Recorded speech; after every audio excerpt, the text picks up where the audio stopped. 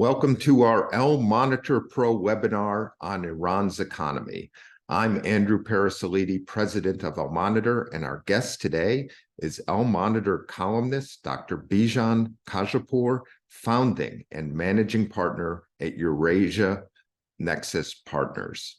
Bijan has written on all aspects of Iran's economy and political economy for Al-Monitor and Al-Monitor Pro, including recently on Iran's energy, automotive, and banking sectors, and we're just scratching the surface of his expertise and contributions.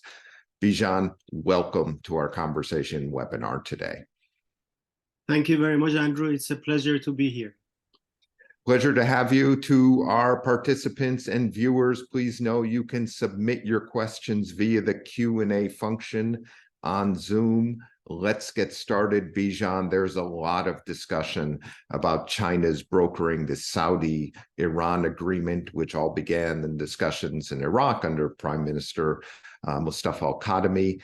But let's broaden the lens a little bit. How does Iran view China and its strategic calculations? Does it see China as a good long-term investment, a better investment than the West? And how does it see the economic benefits of this relationship?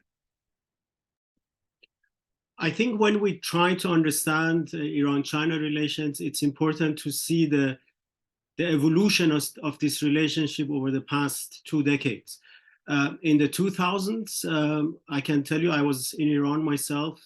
The technocrats and the businesses in Iran did not have a lot of confidence in China, in Chinese technology, in China as a sort of investment partner for Iran. Then, obviously, in the 2010s, with the Rouhani government and with the emergence of the nuclear deal, the so-called JCPOA, the attention of the technocracy and the business community turned towards the West, and China and you can say Eastern partners were neglected. And same thing, there was more confidence in European technology, in European investments and partnership with Iran. But as soon as the Trump administration withdrew from the JCPOA in 2018, Iran started looking east again, not because it believed strongly in China and Russia as potential economic and investment partners, but because it didn't have any choice. Basically, Iran turned east as a reaction to the US maximum pressure and also the European failure to really contribute to Iran's economic needs.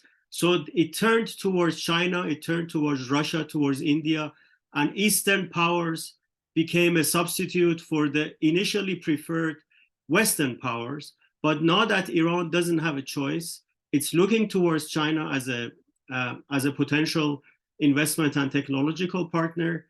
China has, over the past couple of decades, been the most important trading partner of Iran, and that is obviously appreciated in Iran. But what Iran needs, what the Iranian economy needs, is investment. And right now, if we look at the figures, China is not a top investor in Iran. Russia was, in 2022, Russia was the top #1 foreign investor in Iran, and that you see that obviously Iran expects a lot more investment from China, and we have to see whether it will be forthcoming. When Iran does investment or trade deals with China and Russia, is it denominated in US dollars, rials, or Russian or Chinese currency? Again, if we look at the trend over the past decade, originally it was always in US dollar. Iran also preferred it because Iran's income was mainly from oil and petroleum products export in US dollars. But the trend over the past decade has been moving away from US dollars and moving towards either yuan, the Chinese currency, or alternative currencies, depending on who the stakeholders were. If Iranian government companies were dealing with China, there were two scenarios, because in most cases, the revenues generated in China could not really be brought back into Iran because of US banking sanctions. Either the funds remained in China and were used, for example, in specific accounts set up by the National Bank of China, and those funds were used for Iranian imports, or Iran started signing contracts in yuan or other currencies, again using them, in most cases, using them for imports from China. So it has never been a straightforward trading and transactions with China, but more and more they have found solutions moving towards other forms of currency, including cryptocurrencies in some trading activities. So depending on who the stakeholders were, we had different scenarios. Bijan, you mentioned that Iran's turn east has been in part a result of the U.S. withdrawal from the JCPOA and a frustration in its dealings with the West. We and others have been reporting on the fate of the nuclear talks. There seems to be discussion now of a less for less type of arrangement. The JCPOA, as we understood it, seems to be off the table or not on the agenda, as the State Department says. Does Iran want a nuclear deal with the West? And how could it not be an urgent priority for Iran from an economic point of view to get a nuclear deal done, get sanctions lifted, and get those assets that have been frozen unfrozen? So if we listen carefully to the rhetoric and to the statements by the Raisi government, by the president himself or the foreign minister and others, it's very clear that they frame the issue as the priority being the lifting of sanctions. They try to refrain from saying we want to revive the nuclear deal, but the issue is lifting of sanctions, as you see, on unblocking or releasing the Iranian funds that are on international accounts, and also making Iranian trade, international trades around Iran, whether it's imports or exports, less complicated, because no matter what happens, trade with Iran will always remain complicated. But if there are some sanctions that are lifted, it would facilitate some of the trade plans and trade potential in Iran. So lifting of sanctions is certainly a priority, but how to achieve it is the big question. On the one side, in my view, the Raisi government doesn't have the same diplomatic capacity that the Rouhani government had. We had a foreign minister like Mr. Zarif, we had a nuclear negotiator like Mr. Araghchi. Those types of Western educated people who had command in English and diplomacy are not there anymore. And now we have a much weaker diplomatic team that cannot really negotiate or achieve what Iran wants to achieve, meaning sanctions relief. But on the other side, there is always, on both sides, Iran and the US, there is always a calculation with regard to political capital that has to be given up to return to the JCPOA, or not even to sign a sort of less for less deal with the original signatories of the JCPOA. But thinking about potential scenarios, about realistic scenarios, I do believe that a less for less is realistic, because as I said, Iran wants to achieve sanctions relief. And if the less for less means that some of the sanctions will be lifted, that Iran can export more oil or retrieve or repatriate some of its internationally blocked funds, they will go for it. But obviously the big question will be, how will it look to the various international and domestic stakeholders? What will be considered the political cost of such a deal? But the interest, in my view, is there for purely economic and sanctions related reasons. Bijan, on a related topic, and I know our subject today is Iran's economy, but the discussions over U.S. citizens detained in Iran has also been linked to the nuclear deal and linked to this issue of political capital. Sia Maknamazi, of course, is a family member of yours, a good friend of mine for several decades. There's a dramatic interview he gave on CNN a few weeks ago. Where do these negotiations stand, and how do you see their connection, that is an exchange of prisoners, to this broader issue of engagement on the nuclear deal? Thank you for bringing this up. We all appreciate the fact that Sia Maknamazi has been the longest held dual citizen in an Iranian prison, and obviously there are two other Iranian American prisoners, Emad Sharqi and Murad Tahbaz. I want to mention their names as well. It's a big injustice that they are in prison, and it's all an extension of the very sort of tense relationship between Iran and the US. Yes, for multiple times over the last 2 years, we were hoping that a potential prisoner swap deal, we call it prisoner swap deal, but essentially there would be Iranian American prisoners being released in Iran from Iranian jails, and Iranian assets or Iranian funds being released on the other side. And we were hoping that this kind of a deal would bring about de-escalation between Iran and the US, and as a precursor of returning to some sort of a deal under the JCPOA sort of framework, either the JCPOA itself or some sort of a deal with sort of nuclear limitation on the Iranian side and sanctions relief on the US side. Unfortunately, it hasn't happened.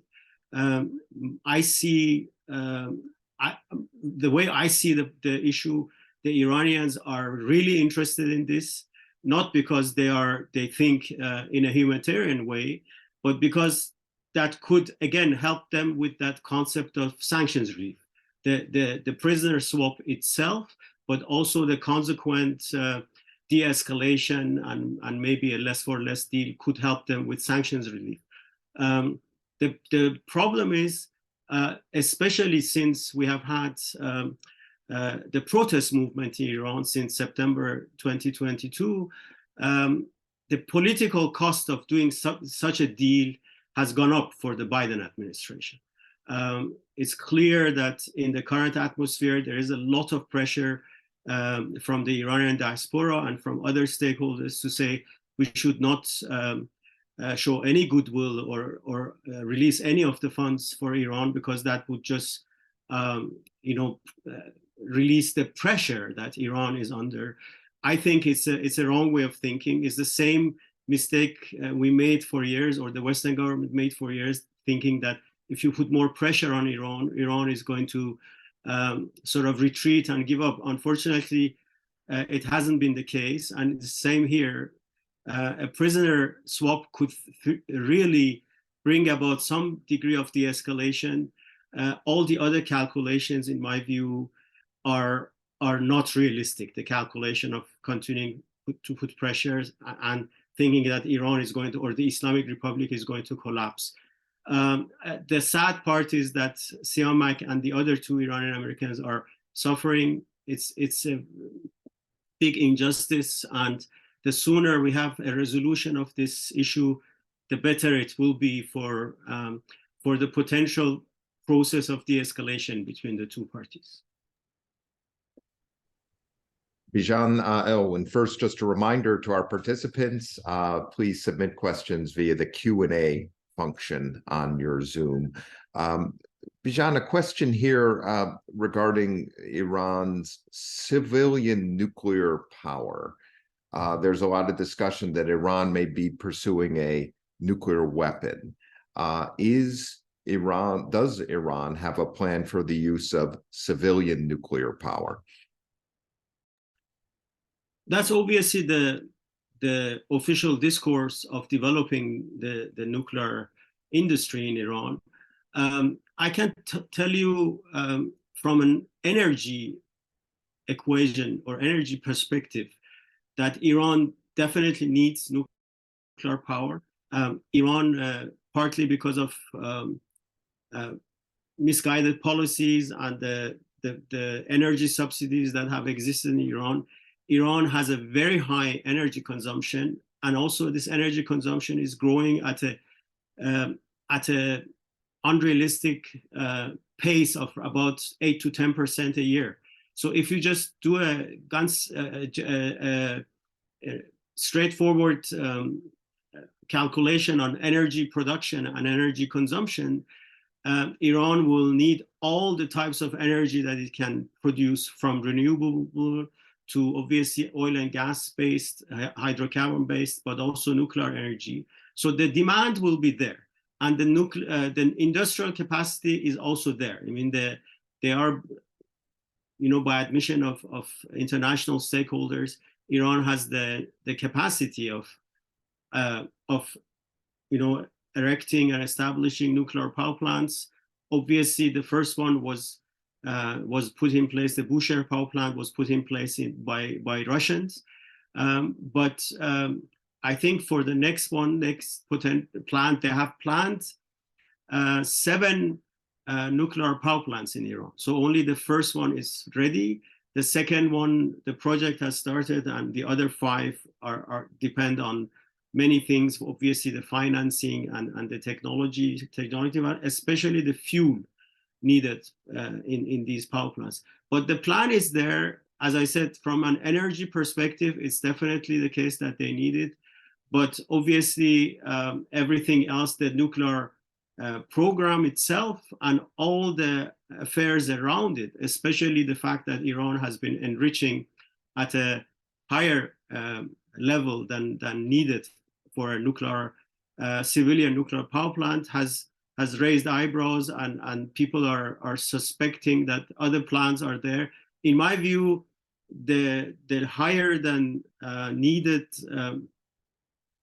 enrichment levels in Iran are Iran's way of putting pressure on the West to say we need to get back to an understanding. In other words, we need to get back to something similar to JCPOA, where Iran puts a lid on its nuclear ambitions and the West lifts sanctions. But that obviously will be a long diplomatic process and will need negotiations and so on. And every time the two sides get to a point where they say, let's negotiate, something happens, whether it's in their relationship or something else, like in this case, Russia invading Ukraine, that sort of unsettles the equation and delays the process. But I think a new process towards a new nuclear deal will be needed in due course to put, as I said, to create the limitations that the world needs to see to believe that Iran is not developing a nuclear weapon, and on the other side to relieve the Iranian economy and Iran as a country from the sanctions. Bijan, a question on a topic which you wrote about for us in Al-Monitor Pro. Can Iranian gas in the near term or the longer term compensate for the loss of Russian gas in Europe's markets? So this is a multi-dimensional phenomenon, and we need to understand the different dimensions. One, in terms of resources, the only country that can replace Russia as a potential exporter of gas or gas-related commodities to Europe is Iran, because Iran and Russia are the 2 top reserve holders of gas in the world. So based on resources, the only country, the only source that can replace Russia is Iran. Obviously, Qatar is the 3rd largest reserve holder, but we should not forget that a lot of the Qatari production of LNG or other products are committed, including commitments to the US and so on. And so that's why I'm saying in terms of resources, Iran is the main country.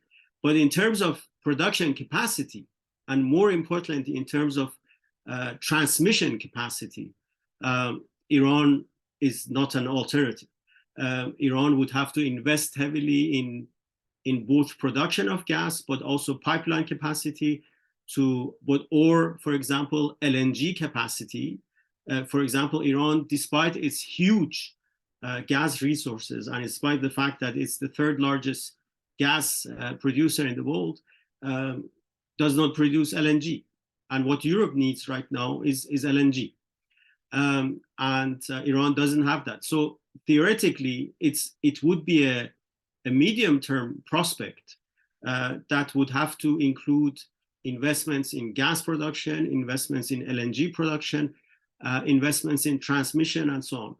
But having said all of this, if Iran were to try to help Europe to sort of fill some of the gap that is being left or will be left by lack of exports from Russia, Iran could help Europe with some commodities that I call the gas-based commodities. These are petrochemicals. This could be steel and others. Obviously, it's not a straightforward equation because there are other sources and other equations, trading equations. But if the situation emerged and the relationship would allow, the relationship between Iran and the EU allow such a demand coming from Europe, Iran could help with bits and pieces, and Iran could also develop some short-term remedies. For example, I think I've written this in the piece on Al-Monitor Pro. There is, for example, idle LNG capacity in Oman. Iranian gas could go to Oman, and Oman LNG could produce the LNG for the European market. One could put up a couple of the floating LNG ships in the Persian Gulf, fed by Iranian gas, and then produce LNG that could be taken to Europe. So there could be solutions, short-term solutions, only addressing a small part of the demand in Europe. But that would obviously require a better political relationship, the willingness of Europe to invest in these capacities in Iran, and that is obviously right now missing, unfortunately, because of the political atmosphere surrounding both the failure of the JCPOA, but also right now the human rights and women's rights situation in Iran that obviously Europe is very critical of. Question on the role of the IRGC, the Islamic Revolutionary Guard Corps, in Iran's economy. Which industries is the IRGC most influential? Are there industries where they're not influential? And give us a general sense of how the IRGC controls these industries. Yes. Again, one understands Iranian realities and phenomena much better if one sort of looks at their evolution of these phenomena or realities. Obviously, the Revolutionary Guards emerged after the revolution and became an important military institution during the Iran-Iraq War in the 1980s. During the Iran-Iraq War, the IRGC, but not just the IRGC, the military forces in Iran, they built a lot of industrial and engineering capacities because they had to sort of feed the war machinery against Iraq. Once the war ended in 1988, a lot of that capacity that was built during the war was shifted towards what they called reconstruction. If you remember, we had a decade of reconstruction in the 1990s. And then once some argue that reconstruction hasn't ended as yet because we still have a lot of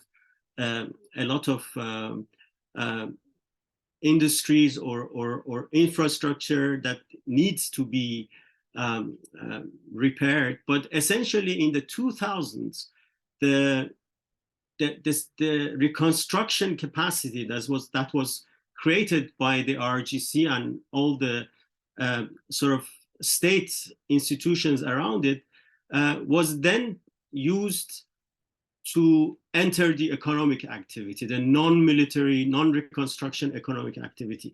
Obviously, the first big sector where the RGC companies came in was construction sector.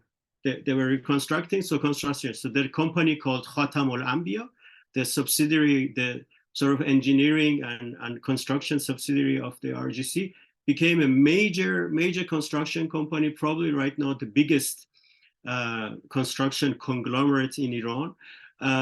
And so the first one was construction, then extensions of construction, residential buildings, railways, port developments, and so on. So a lot in the construction sector there, I would say they are dominant. But then in the 2000s, especially when Ahmadinejad became president in 2005, he and his government, they opened the door to RGC to use the argument that they are in charge of protecting the revolution. That's their name, Islamic Revolutionary Guards. So they guard the revolution, and they came into the what you can call all security-related sectors. For example, they forced their way into the telecom sector, they forced their way into media, into, you may remember the episode when Tehran wanted to open its new airport in 2006, the so-called Imam Khomeini airport.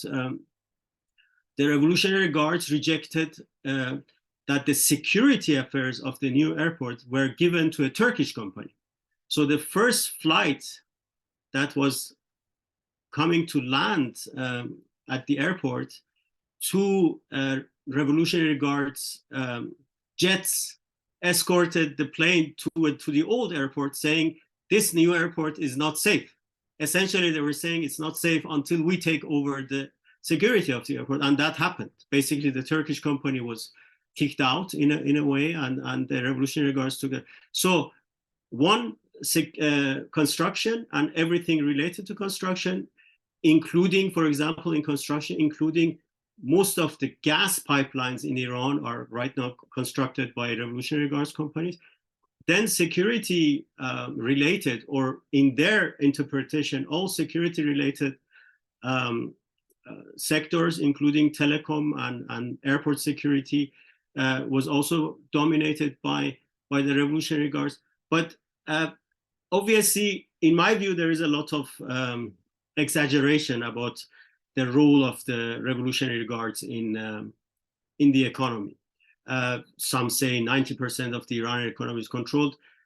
I can't say that that would mean that 10% has to be divided by all the revolutionary foundations, by the government itself that controls the largest sector, meaning the petroleum sector, and by all the private sector companies that exist in Iran. If we can find a formula to accommodate all of those other members in the 10%, then we can believe 90%. I don't believe it. I think if we sort of try to measure the role of the Revolutionary Guards, it will probably be below 20%, somewhere between 15 and 20%. As I said, there are lots of semi-state institutions, foundations, and don't forget the regular army itself, the law enforcement units, all of them also have economic arms. The government itself, private sector, we have, even though we can dispute which companies are really private and not, we can't say that, for example, the grocery shops on every street in Tehran and across the country, they belong to the Revolutionary Guards. No, they belong to the private sector, and they're active, and they're also generating added value. So yes, there are sectors where the Revolutionary Guards are very dominant, and they bully the private sector and other companies, including governmental companies, but there are also sectors where they are not at all present. For example, the food sector, I mean, the whatever, textile sector. I mean, you can find a lot of light industries where the Revolutionary Guards are not present. So it's not, in my view, it's better not to exaggerate and try to find data about what's happening, but at the same time, again, looking at trends. That's what I like in the Iranian economy. We need to look at trends rather than to make a sort of snapshot and say this is the situation. Looking at trends, the role of the Revolutionary Guards and the military sector as a whole, military establishment as a whole, is growing. Bijan, another question here. What is the condition of the Iranian banking sector? And what is the distinction and how do you assess the capabilities of public and private banks in Iran? So again, here, it's basically the difficulty of the Iranian economy, and when you look at Iranian enterprises, is that you have to distinguish between three types of ownership. One is governmental. One is basically semi-governmental or semi-private, and depending on what entity you're talking about, is either dominated by sort of, let's say, the state or semi-state institutions like foundations, like military institutions, or by, let's say, private entities. And then the third element is private, genuinely private. I call it genuinely private. Now, the banks are also divided here. We have a couple of fully governmental owned banks. That's the largest bank, the two largest banks, Bank Melli and Bank Sepah.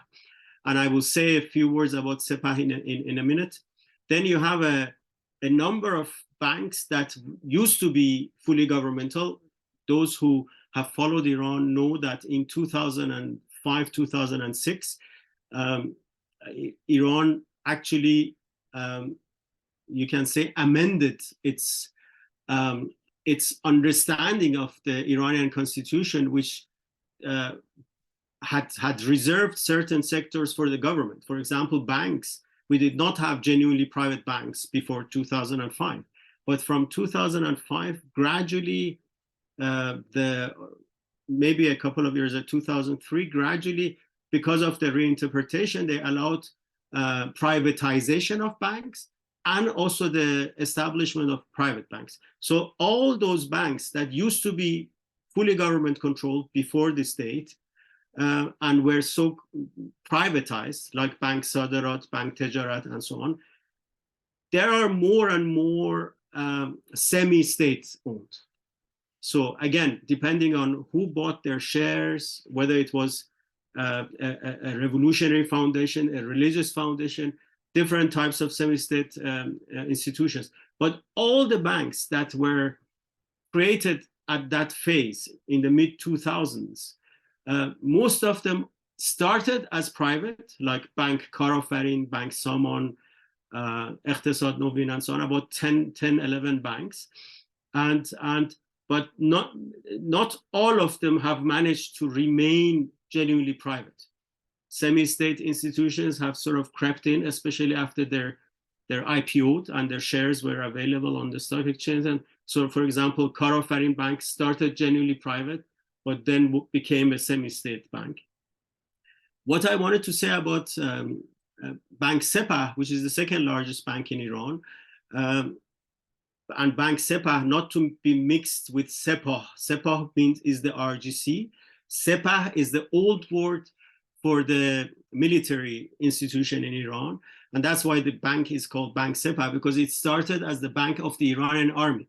The Iranian army in the early 20th century was paying its salaries through this bank. And this is significant because one of the big things that the Rouhani administration achieved was the merger of all the military banks in Iran, because there were 5 banks that were owned by military institutions. They were all merged into Bank Sepah because it had a military history, and all of these military banks came in because it sort of reduced the potential of these smaller military-owned banks to interfere in the financial sector in Iran, and sort of made the banking sector slightly more transparent, even though it still needs a lot more improvements and amendments to become a transparent banking sector. Bijan, we've already gone over, but there's so many good questions, and it's always great talking with you about this. Let me just get a few final questions in. Just a question on statistics. What is the size or proportion of the private sector in the Iranian economy? So we have to define private. I define private as companies, entities that where the majority of the owners are and this is the difficulty, genuinely private. Meaning, for example, a lot of these semi-state institutions, they consider themselves private and they promote themselves and companies that they own as private. But to me, they're not private because they actually follow a different agenda. It's not, most of their companies are not necessarily for-profit companies. There may be a religious institution, there may be a charity function, and so on. So if you, I mean, I've done some calculations myself. Whoever wants, I'm happy to share how I've approached this issue. But for me, genuinely private is between 25% and 30% in Iran, in terms of economic activities and so on. Obviously, because then obviously you can talk about asset base of the private sector is smaller than 25%. But then obviously all these questions come in, how do you value these assets and so on. But in terms of economic activity, I would say around 25%, maximum 30% is private. And don't forget, a lot of the trading activity, for example, a Bazari who has traded for decades and still trades and plays a big role in the trading, for example, export of carpets or export of other items, is genuinely private, and its activity, especially if it's a family that generates hard currency through exports, is genuinely private. There is, I don't know any Bazari family that sort of answers to the government or to the revolutionary guards. They may have religious or links with the religious community because of their beliefs, and they pay their so-called khums to a grand ayatollah. But that doesn't mean that they take orders from that grand ayatollah or from the religious community. They are genuinely private. Bijan, you mentioned earlier about the Russian investment in the Iranian nuclear reactor.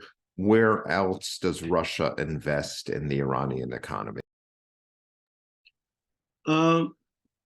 Before the Ukraine crisis and before Russia being sanctioned by Western governments, it was very limited. I mean, you could see some footprint of Russia in the Iranian automotive sector, especially heavy vehicles. You could see some Russian involvement in the petroleum sector, and so on, a couple of the heavy industrial activities. But since Russia has been sanctioned, you see a lot more activity. And that's why what I said in 2022, Russia was the largest foreign investor in Iran, because a lot of Russian investors who, as a consequence of the sanctions, can't be active maybe in Western markets and some international markets, they are drawn to the Iranian market, in some cases as direct investments, but in other cases as investments that would facilitate their international business. For example, between Gazprom and NIOC, National Iranian Oil Company, as we know, they have signed a memorandum of understanding for $40 billion of potential investments. I don't see that. I've written about this as well. I don't see that happening, but smaller steps, for example, swap deals are happening.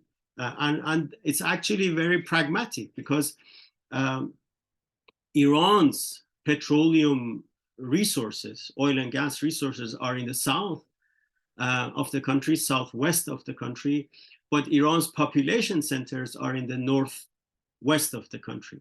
So for Iran and Russia, it makes a lot of sense for Russia from the north to supply some petroleum and petroleum products to the north of Iran through the Caspian port, and for Iran to basically deliver whatever Russia has delivered in the north to customers in the Persian Gulf. I mean, whether these are traders in Dubai or other potentially, for example, we know that India is buying Russian oil, and that could sort of also be transited through Iran. So it actually also makes sense.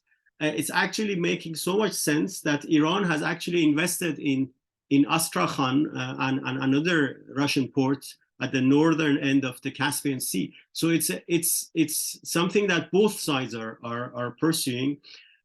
So I do see more investment coming in the petroleum sector, as I said, in the heavy industrial sector, where Russia has a lot to offer. And some people forget, because some say, oh, Russia and Iran are just competitors in the energy sector, and there is not much potential for trade, but there is a lot of potential for trade. Russia is the largest gas producer in the world, and it has the technology to produce gas. Iran has the second largest gas resources in the world, and it needs to develop these resources. So I see some investment coming from Russia towards the gas sector in Iran, and as I said, towards the petroleum sector, especially petroleum downstream. It's something that I think we have to watch. It's going to grow. The investment is going to grow, and also the industries where Russian companies will get involved are going to grow. Bijan, we're almost out of time, but I want to get two more quick questions in, if you could. One's a big question, but if you could be concise. How would you assess Iran's economic interests and influence in Iraq, including in Iraq's energy sector?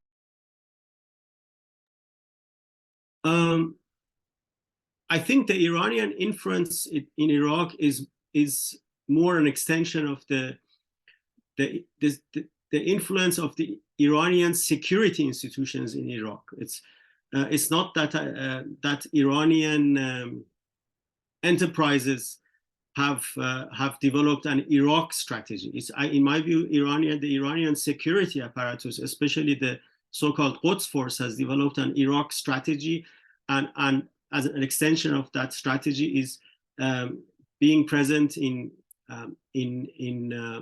Iraqi enterprises, different sector developments. They have tried to implement the same situation in Iraq as they developed in Iran, basically with a security apparatus that is also engaged in economic activity.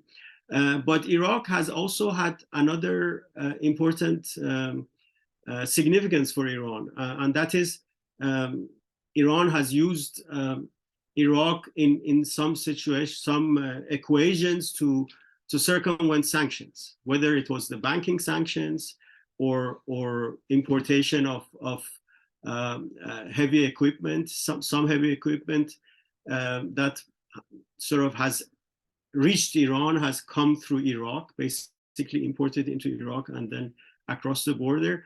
So I would be careful to call it economic influence, because I think the economic footprint may be smaller than you need to have a lot of influence, but I would call it the security sector influence, Iran's security sector influence in Iraq, that also has economic extensions and economic interests.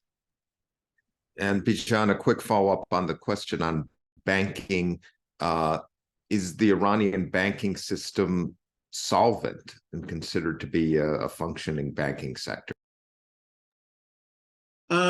Depends on the bank. We have a number of banks that have non-performing loans. We should never forget that that there is obviously a lot of political influence in the banking sector, and a lot of loans being paid to political or to members of political networks, and a lot of those loans are non-performing loans. And in some banks, that non-performing loan ratio is very high, and those I would consider very dangerous cases. The Iranian central bank actually publishes this data. It's not hiding.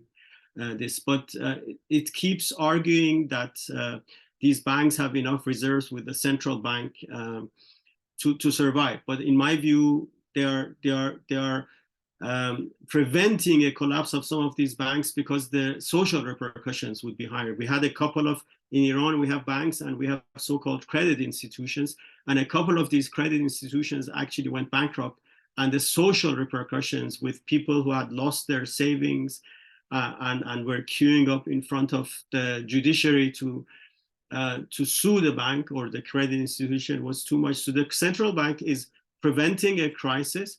But I think one potential consequence down the line, when Iran has access to its international funds and the government is out of the current financial crisis, they would have to merge a number of these banks and basically issue a couple of governmental bonds to finance these banks, or let some of these smaller banks collapse, but they are still preventing the political crisis or the socio-political crisis that could emerge, and they're not going to do that now until a new balance is found in the financial affairs of the government.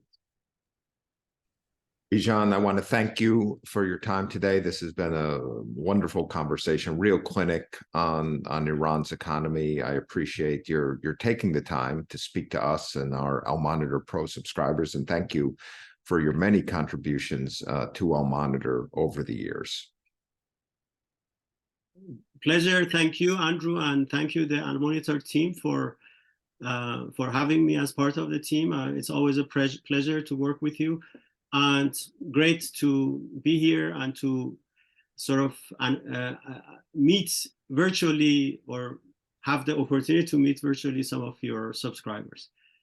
Thank you. And the reminder to our Al-Monitor Pro subscribers that this type of analysis via Al-Monitor webinars and via memos by Bijan and others is a great benefit of Pro subscription. You'll be receiving more information. If you're not a Pro member, many of you are, please sign up. Thank you again, and look forward to the next webinar and conversation. Thank you.